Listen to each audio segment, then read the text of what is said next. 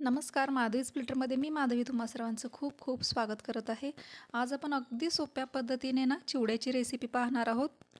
इथं मी एक लसूणचा अख्खा गड्डा ना असंच त्याला ठेचून घेतलेला आहे, त्याला सोललेलं देखील नाही आहे। आणि मोकळ्या अंगाने छान असं हलवायला यावं म्हणून मी सरळ अशी मोठी पाटीच ठेवलेली आहे। यावरती 4 चमचे तेल गरम केलेले आहे आणि 1 वाटी जे घुंगरू शेंगा असतात ना छोट्या, त्या शेंगा टाकून याच्यामध्ये तळून घेत आहे। शेंगा मस्त अशा फुटू द्यायच्या, म्हणजे छान अशा त्या ना कडक कडक अशा कुरकुरीत होतात। शेंगा छान तळून झाल्या ना त्यामध्ये आपण नंतर फुटाण्याची डाळ टाकलेली आहे। ही फुटाण्याची डाळ खूप जास्त तळण्याची गरज नाही आहे, ही ऑलरेडी भाजलेलीच असते ना, एक अर्धा मिनिट बास आहे। ते तळली की काढून घेऊ आपण त्याला। राहिलेल्या तेलामध्ये ना आपण जिऱ्याची फोडणी केलेली आहे, नंतर त्याच्यामध्ये कढीपत्ता टाकलेला आहे, जो आपण लसूण ठेचून घेतलेला होता तो लसूण टाकलेला आहे। हिरवी मिरची ना अशी लांब लांब कट केलेली आहे मी, मधून अगोदर अशी चीर देऊन नंतर पातळ पातळ अशी मधून हिरवी मिरची कट करून घेतलेली आहे। त्यानंतर कोथिंबीर टाकले। हे मस्त असं खरपूस होईपर्यंत भाजून घ्यायचं, तळून घ्यायचं आपण। पूर्ण याच्यातलं मॉइश्चर गेलं पाहिजे, लसूण अगदी कुरकुरीत व्हायला पाहिजे। त्यानंतर 2 चमचे हळद आणि 2 चमचे लाल तिखट टाकलेलं आहे मी। चवीनुसार मीठ ना इथं या स्टेजलाच टाकायचं आपण, म्हणजे सगळ्या मसाल्यांसोबत ना चिवड्याला अगदी छान लागतं मीठ। तुम्हाला इथं हवं असेल तर ना तुम्ही काजू, मनुके किंवा खोबऱ्याचे काप किंवा तळून घेतलेला कांदा देखील टाकू शकता, तुमच्या मुलांना आवडत असेल तर। मी तर स्किप करत आहे कारण माझ्या मुलींना तेवढं आवडत नाही, ते सगळं बाजूला काढून ठेवून खातात त्या।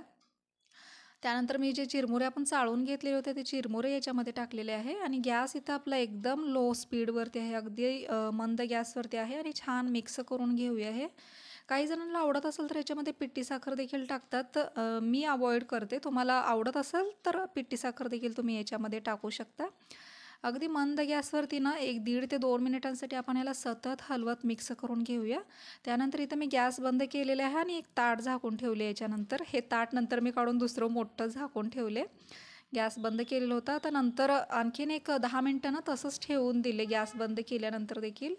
छान कुरकुरीत झालेला होता चिवडा। त्याच्यानंतर मी हे अगोदरच शेव बनवून घेतलेली होती, बनवून घेतलेली शेव ना छान मी आत्ता या स्टेजला चिवड्यामध्ये मिक्स करत आहे। त्यानंतर जी आपण पापडी भेटते आपल्याला, ती पापडी देखील बनवलेली होती, अशी जे लांब लांब बनवतो ना ती पापडी देखील मी आत्ता या स्टेजला ना चिवड्यामध्येच मिक्स करून घेते। म्हणजे प्रत्येक वेळेस फराळीला जरी कोणी आलं तरी प्रत्येक वेळेस त्यांना सेपरेट सेपरेट देण्यापेक्षा ना चिवड्यामध्येच मिक्स करून ठेवलं ना बरं पडतं। किंवा मुलींना देखील डब्याला देताना एकदाच चिवडा डब्यात दिला की सगळं एकामध्येच मिक्स असताना सोपं पडतं अगदी ते, सकाळी सकाळी गडबडीमध्ये देखील मला सुद्धा।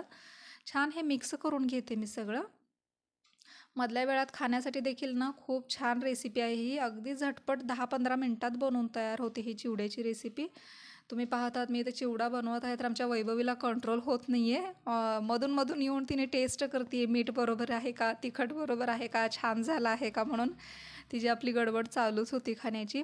आणि याच चिवड्यावरती ना मधल्या वेळेत किंवा संध्याकाळच्या वेळेस कांदा, टोमॅटो, कोथिंबीर टाकून ना भेळ अगदी छान तयार होते। एकदा नक्की या पद्धतीने ही चिवड्याची रेसिपी बनवून पहा। आवडली तर लाईक, शेअर आणि सबस्क्राईब करायला अजिबात विसरू नका। भेटूया पुन्हा एकदा अशाच छान रेसिपीसोबत, मग तोपर्यंत मस्त खा आणि स्वस्त राहा।